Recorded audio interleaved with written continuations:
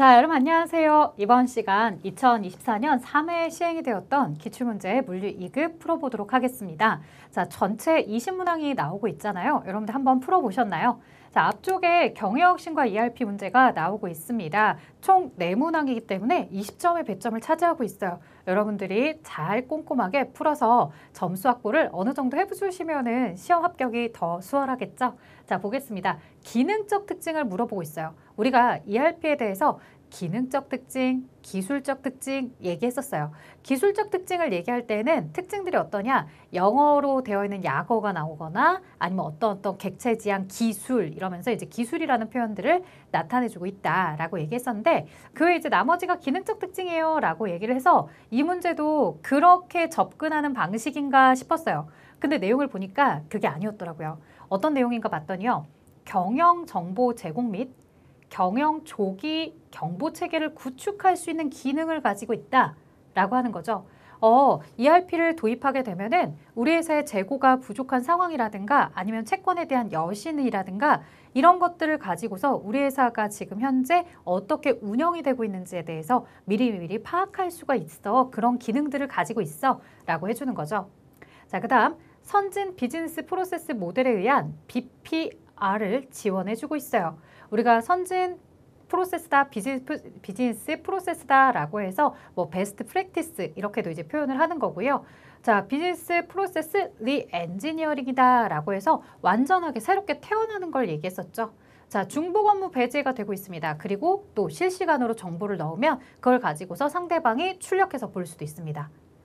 특정 하드웨어나 특정 운영 체제에만 연계 가능하므로 보안성이 강화되고 있다라고 하는데요. 그렇지 않죠? 자, 오픈된 내용으로 가고 있습니다. 그렇기 때문에 특정 하드웨어라든가 특정 운영체제에 대해서만 우리가 적용하는 것은 아니다. ERP는 OS 체제에서도 되는 거고 뭐 윈도우 체제 뭐 이런 거 다 되는 거다라고 해서 이제 나와주고 있죠. 그래서 정답은 4번이었습니다. 자, 2번 가겠습니다. ERP 시스템을 도입하기 위해서 분석, 설계, 구축, 구현 등 단계를 거치고 있죠. 자, 우리가 필수적으로 거쳐야 되는 갭 분석을 하겠다라고 해서 우리가 어디 설계 측면에서 이야기를 하고 있습니다. 자, 그러면 as is 분석이다라고 하면 내가 현재 어떤 사람인지 분석을 하는 거죠. to be process다. 내가 어떻게 나아가고 싶은지를 얘기하는 겁니다. 그래서 지금의 나를 알고 내가 나아가고 싶은 목표를 알게 되는데 문제는 내가 나아가고 싶은 목표와 내가 도입하고자 하는 시스템의 차이가 어느 정도 있는지를 명확하게 파악해 줘야 됩니다. 이런 걸 바로 갭 분석이다라고 하죠. 자, 이 갭 분석은 기본적인 패키지에 대한 기능과 앞으로 내가 나아가고자 하는, 내가 보여주고자 하는 이런 투입 프로세스가 어느 정도 밸런스 차이가 나는지를 보여주는 이런 내용이다. 자, 3번째 갑니다. 경영 환경 변화에 대한 대응 방안 및 정보 기술을 통한 새로운 기회 창출을 위해서 기업의 경영 활동 과정을, 자, 이거 중요하죠. 전면 개편함으로써 경영 성과를 향상시키기 위한 경영을 무엇이라고 합니까? 라고 물어봅니다. 자, 전면 개편하다 라고 하는 것은 항상 얘기해요. 엔진을 다시 바꿨기든 우리가 심장 수술을 하듯이 심장을 빼고 새로운 심장을 넣는 것처럼 아주 이 회사의 핵심을 다시 완전히 바꿔주는 것들을 얘기합니다. 그런 정도로 급격한 변화를 일으켜야 하는 게 뭐냐?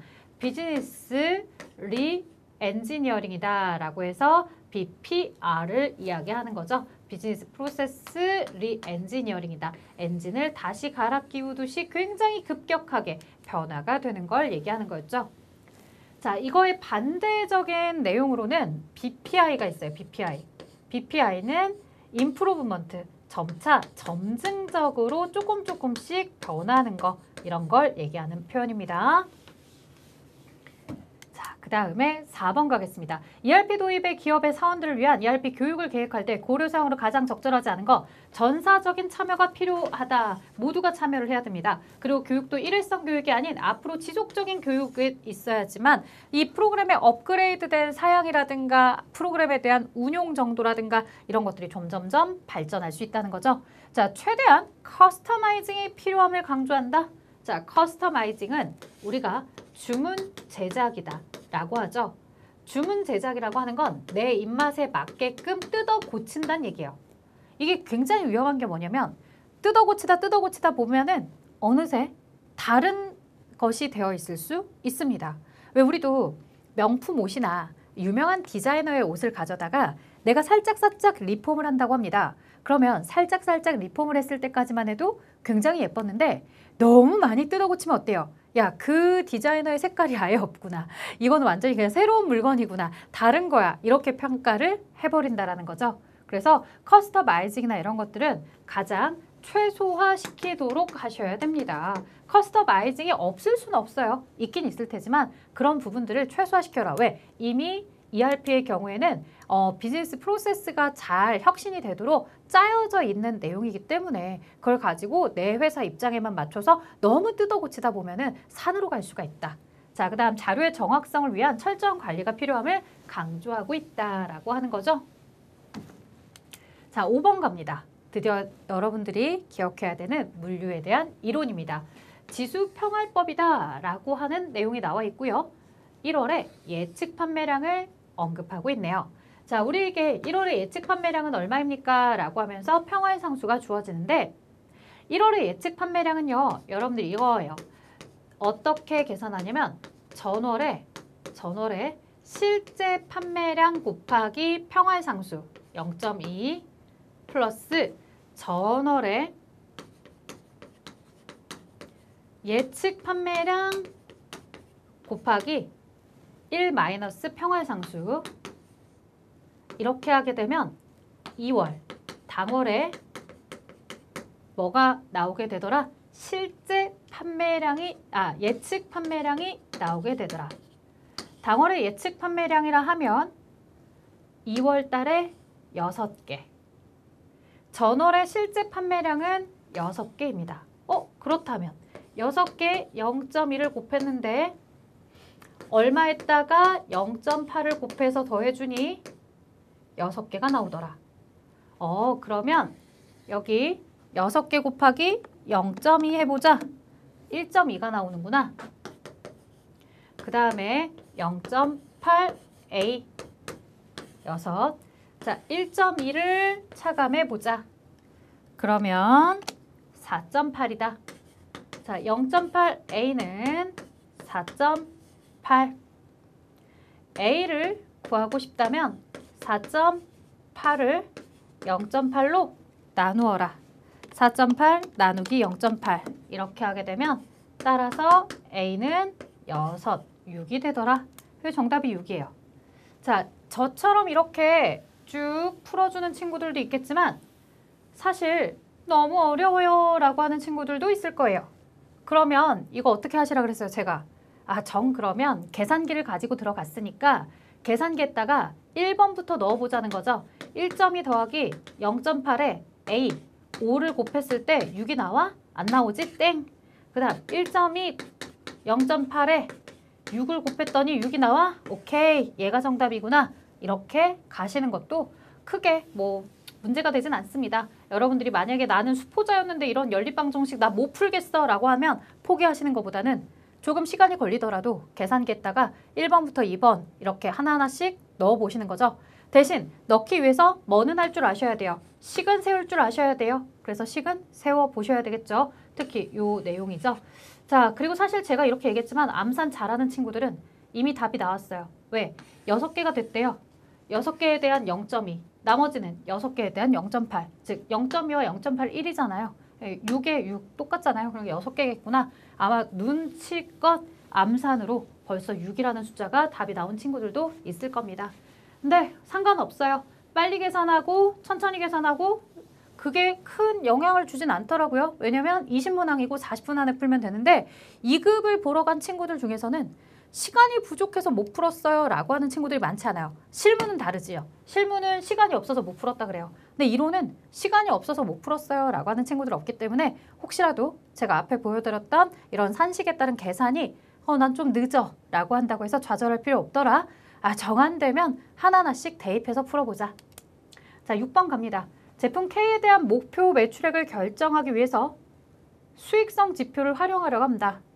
보기에 예측 자료를 이용한 손익분기점에서의 매출액을 구하세요 라고 언급하고 있습니다. 자, 그러면 고정비가 나와 있고요. 변동비, 판매가가 나와 있습니다. 우리 손익분기점의 분석이다 라고 하려면 고정비 300만 원을 나누기 단위당 공원이익, 한 개 이익으로 나눠주시면 우리가 손익분기점의 판매량을 계산할 수 있습니다. 즉, 한 개당 900원에 팔고 있습니다.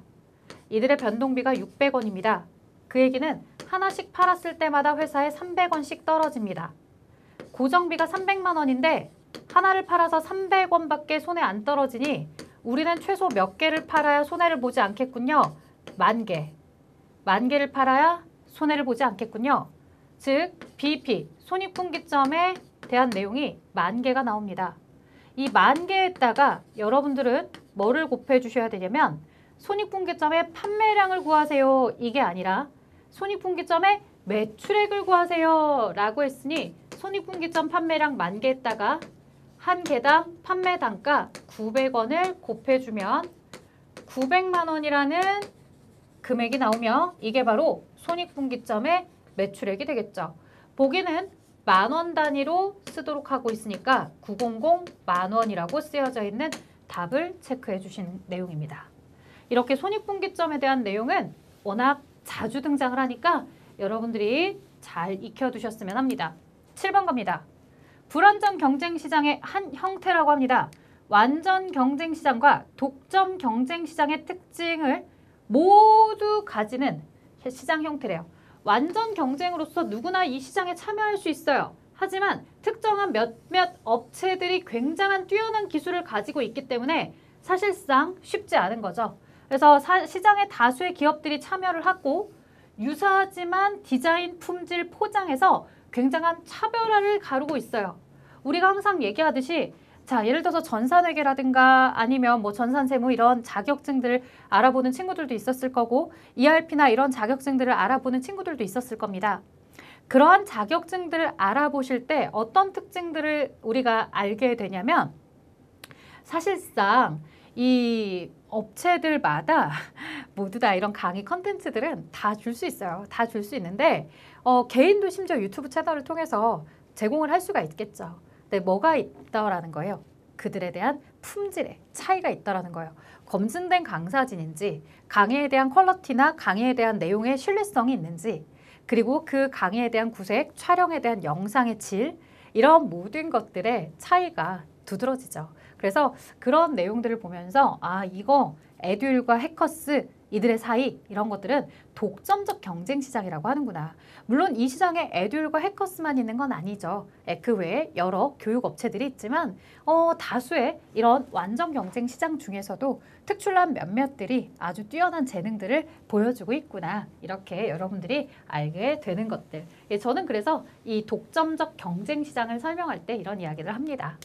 자, 그 다음 계속해서 볼게요. 우량거래처나 고객을 중심 선정하기 위한 방법, 이원표 분석 방법 이렇게 나와 있는데 자 우리가 매출액 한 가지만 두고서 우량 고객이 누구냐라는 거죠. 그래서 고객 관리를 한다라고 할 때 매출액 한 가지만 가지고서 우리 회사의 매출액이 누가 더 많이 차지하는지 A그룹, B그룹, C그룹으로 나눠주는 거 ABC 분석이다 라고 하거나 아니면 파레토 법칙, 8대2 법칙이다 라고 해서 매출액 한 가지만 두고서 누가 더 우리 회사의 매출을 많이 가져다 주느냐. 우리 회사 대부분의 매출의 80%를 20%에 해당하는 고객이 책임지고 있구나. 이런 것들이죠.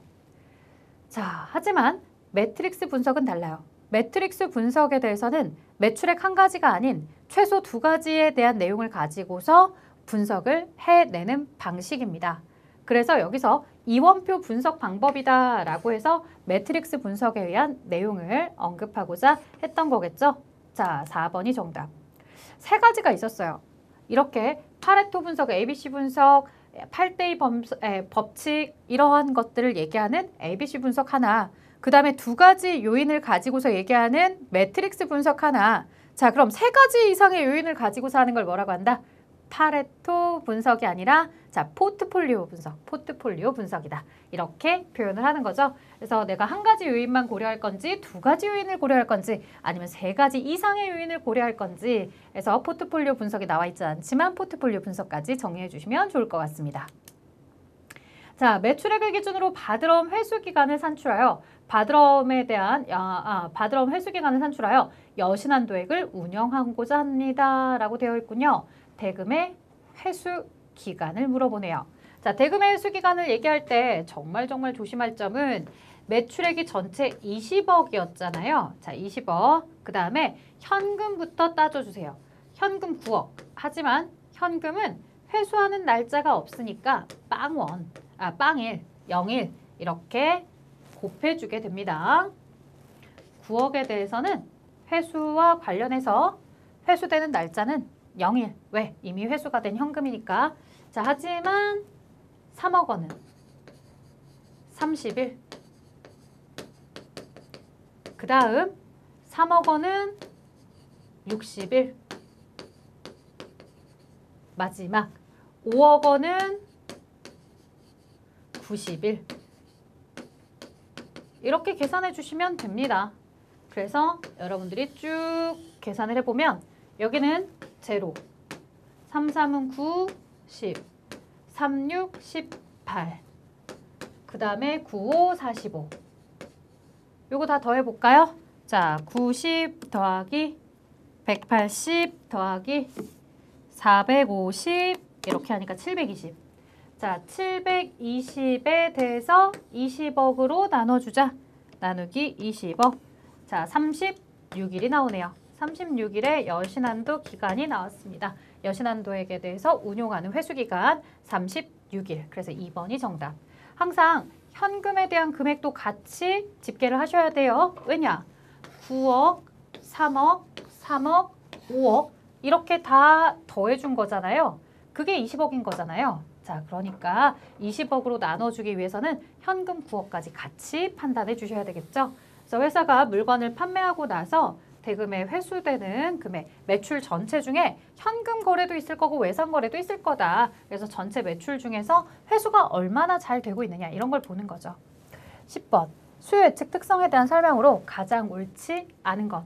자, 예측오차 발생 확률은 예측하는 기간이 길어질수록 낮아진다. 자, 여러분들 오차 발생 확률이에요. 오차. 내가 틀릴 확률은 기간이 길어지면 길어질수록 틀릴 가능성은 높아지게 되는 겁니다. 왜냐하면 당장 오늘 매출과 1년 매출을 여러분들이 한번 상상을 해보세요. 자, 나는 우산 장사예요. 우산 장사가 우산을 판매하는데 비가 와요, 오늘. 그럼 비가 오면 오늘 보통 비가 오는 날은 30개씩 팔렸어 라는 거죠. 오늘도 역시 아침부터 계속 하루 종일 비가 내릴 거라고 일기예보가 얘기하니까 오늘은 30개 정도 팔리겠구나 라고 예측을 하는 거예요. 역시나 비가 왔으니까 30개 정도 팔리더라고요.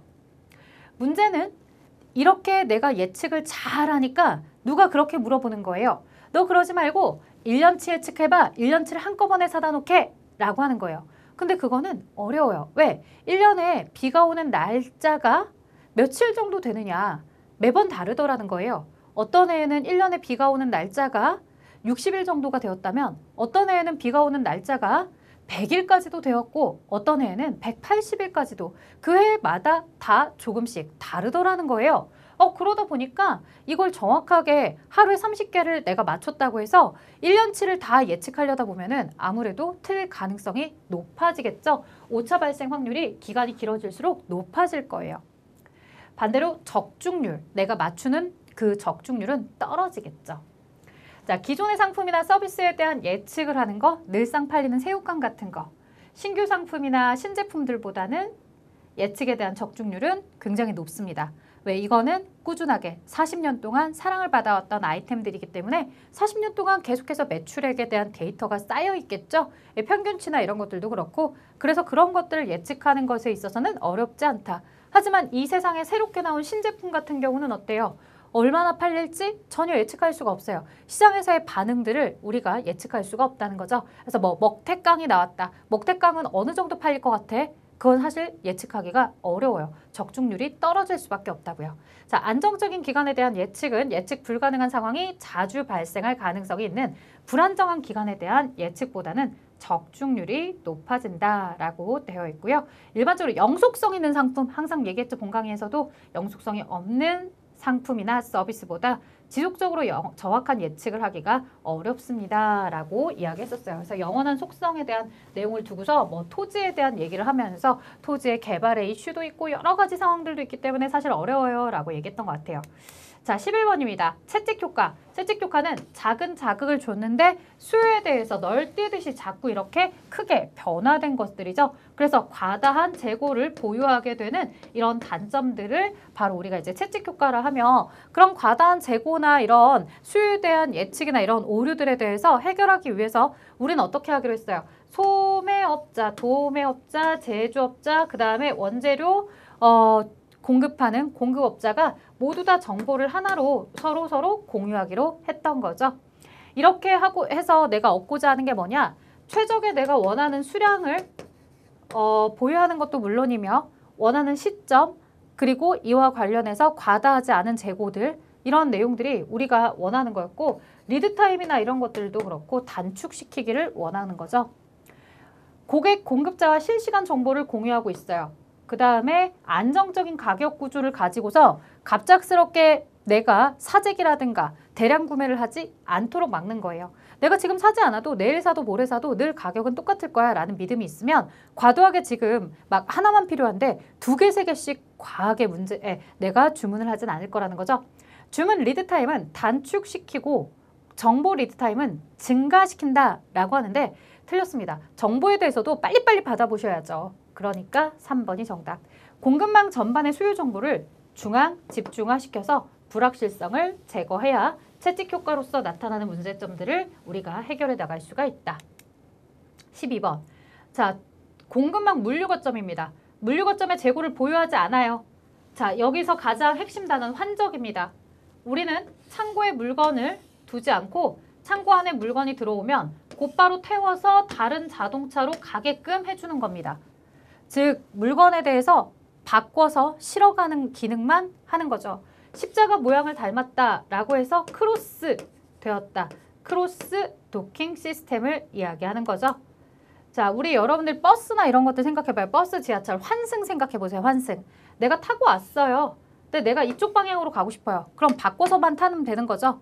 여기서 계속해서 머물러 있지 않고 바꿔서 타고 가는 거. 환승하듯이 이렇게 물건에 대해서도 차량이나 이런 것들을 바꿔서 실어주자, 환적한다라고 해요.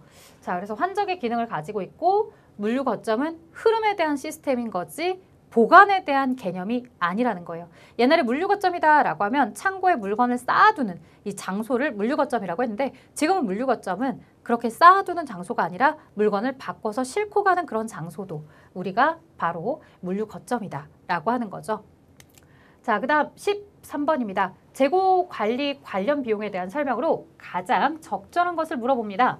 재고에 대한 유지 비용이에요.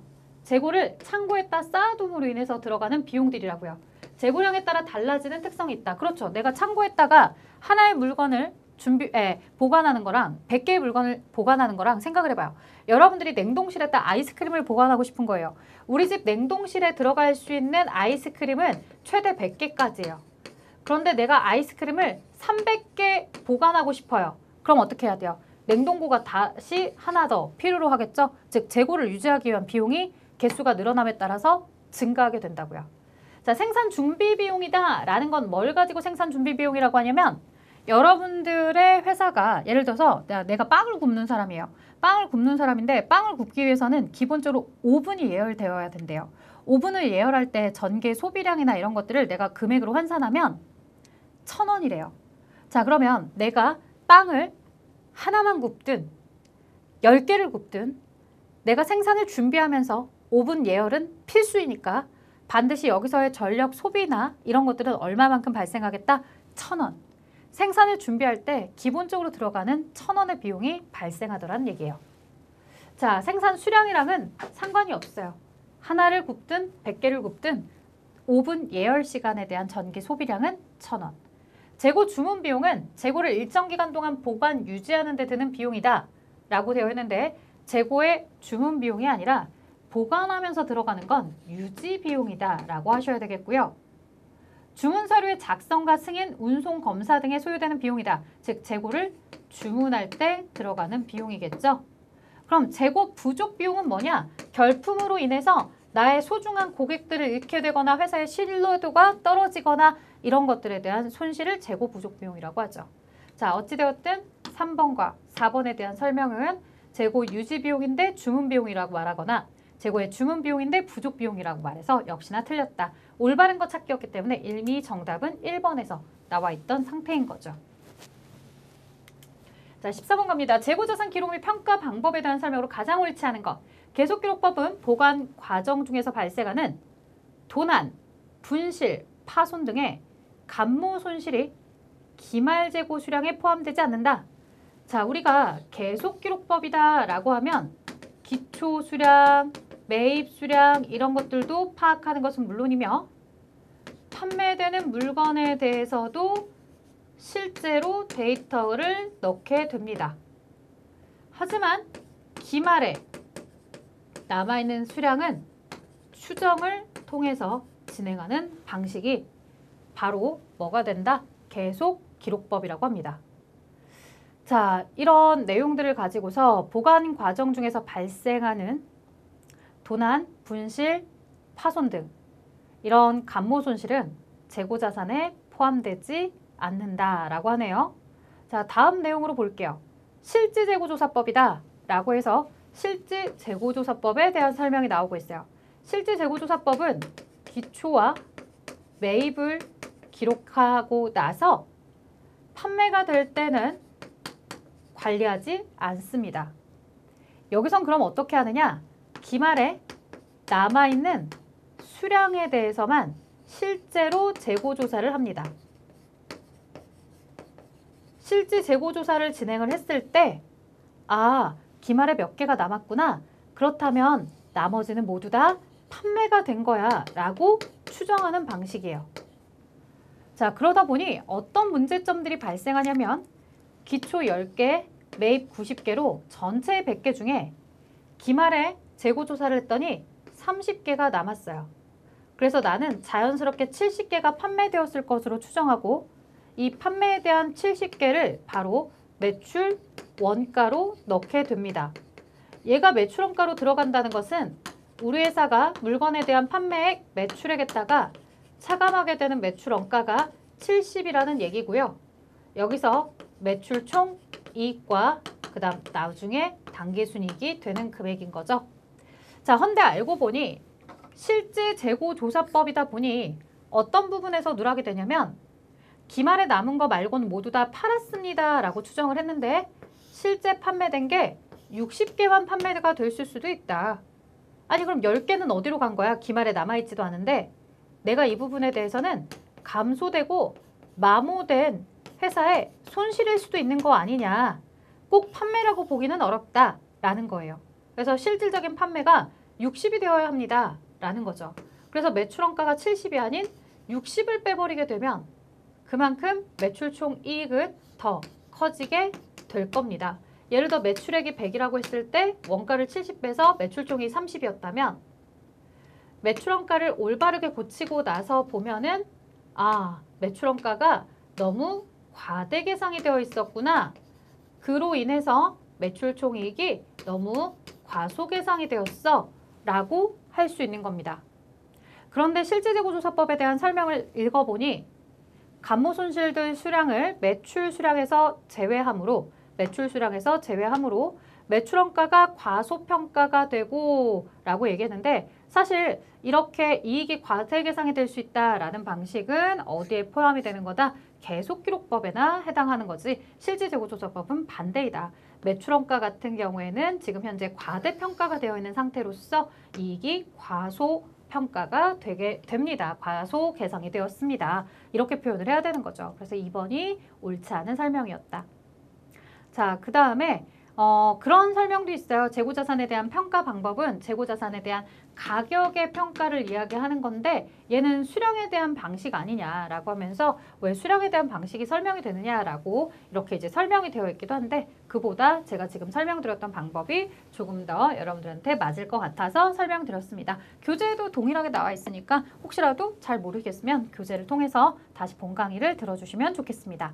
자, 3번 저가법에 대한 내용과 4번의 원가법에 대한 설명 모두 다 올바른 내용으로 들어가 있으니 여러분들 읽어봐 주시면 되겠고요. 15번 갈게요.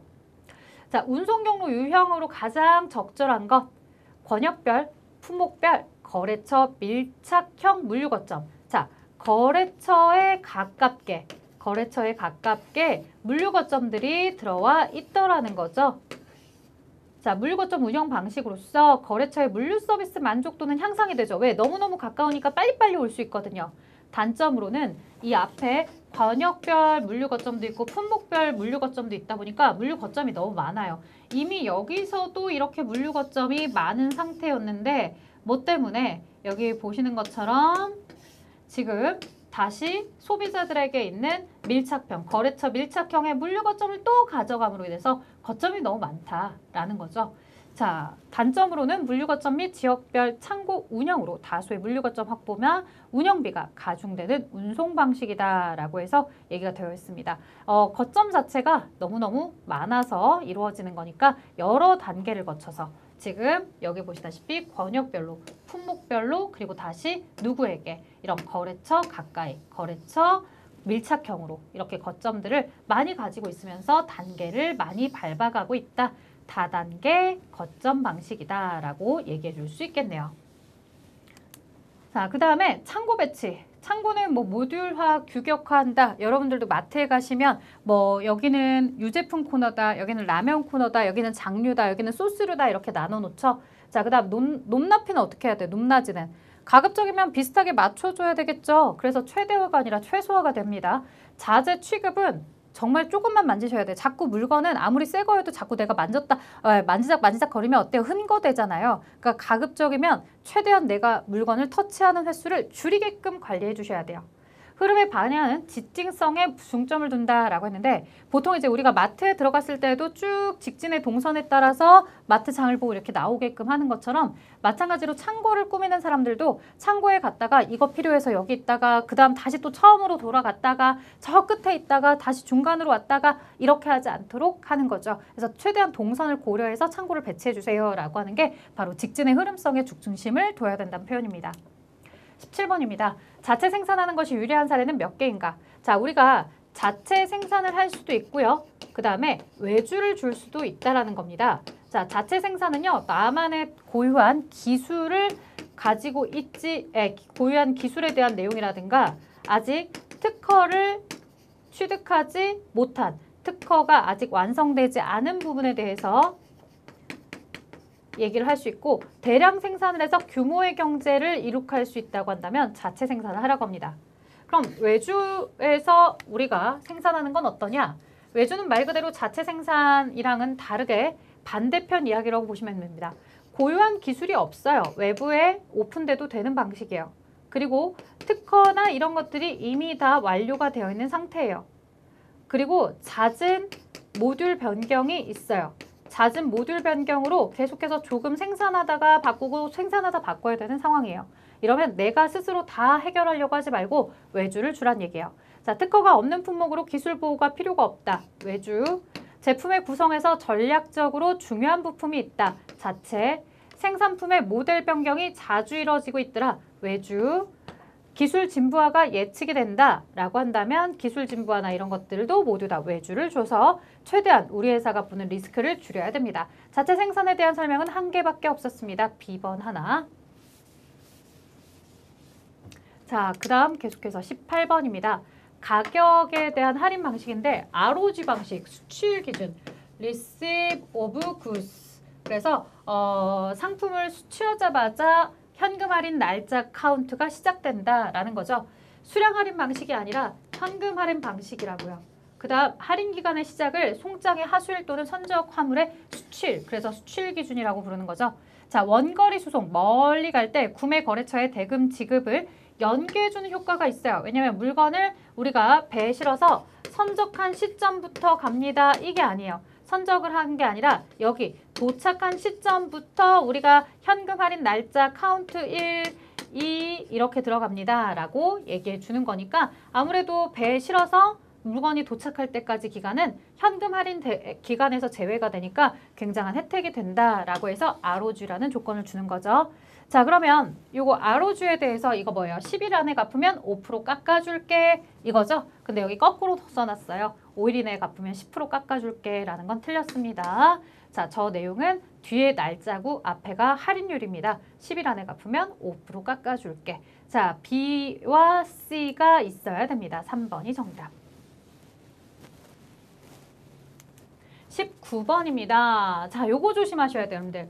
판매 원가. 판매 원가는요. 제조 원가 플러스 판매 관리비가 판매 원가다, 총 원가다 라고 부르는 부분이에요. 하여 여기에 판매 관리비는 함정입니다. 질문은 제품에 대한 매출액 얼마에 팔아야 되느냐라고 하는데요. 우리는 보통 매출액에서 매출 원가를 차감하면 매출 총 이익이다 라고 부르죠. 이 이익이 100원이며 원가가 500원이라고 한다면 당연히 매출액은 600원이었겠구나 라고 둘의 금액을 합해 주셔야 되겠죠. 이렇게 해서 계산하는 방식 배웠습니다. 자, 그 다음에 20번 갈게요. 자재의 안정적인 확보가 중요할 때 적용 가능한 구매 방법으로 가장 옳은 거. 자, 안정적인 확보가 중요하대요. 꾸준하게 계속해서 그 재료가 우리 회사에 들어와 줘야 돼. 내가 그러면 그 업체랑 뭐 하는 게 좋겠어요? 당장 올해 3개월만 가지고서 결해해 봅시다 라고 하지 말고 내가 너랑 3년 이상 거래하고 싶어요 라고 하는 거죠. 내가 너의 물건을 안정적으로 수급하고 싶어요 라고 이야기하는 거예요. 그래서 이런 것들은 장기 계약 구매다 이렇게 표현을 하셔야 되겠죠. 자, 이런 내용들, 나머지 수시 구매, 시장 구매, 일괄 구매 이런 것들도 여러분들이 잘 알고 계셔야 됩니다. 뭐 예를 들어서 소모품 같은 경우를 뭐 오피스 디포나 이런 데서 일괄해서 구매한다거나 아니면 시장에서 그때그때 필요할 때마다 구한다거나 이런 성격들을 여러분들이 정리를 잘 해두셔야 될 것 같습니다. 자, 여기까지 여러분들과 함께요. 문제 20문항 풀어봤습니다. 어떻게 잘 들어주셨나요? 이제 실무도 기다리고 있죠. 실무는 시간도 많이 걸리고 하니까 여러분들이 강의 듣고 또 한번 해보셔도 좋겠고 아니면 강의 듣기 전에 먼저 혼자 풀어보시고서 프리 강의로 들어주시면 좋겠습니다. 지금 풀었던 이론 문제도요. 여러분들 그냥 넘기지 마시고 계속 반복해서 풀어주세요. 자, 저는 여기까지 진행하도록 하겠습니다. 수고하셨습니다.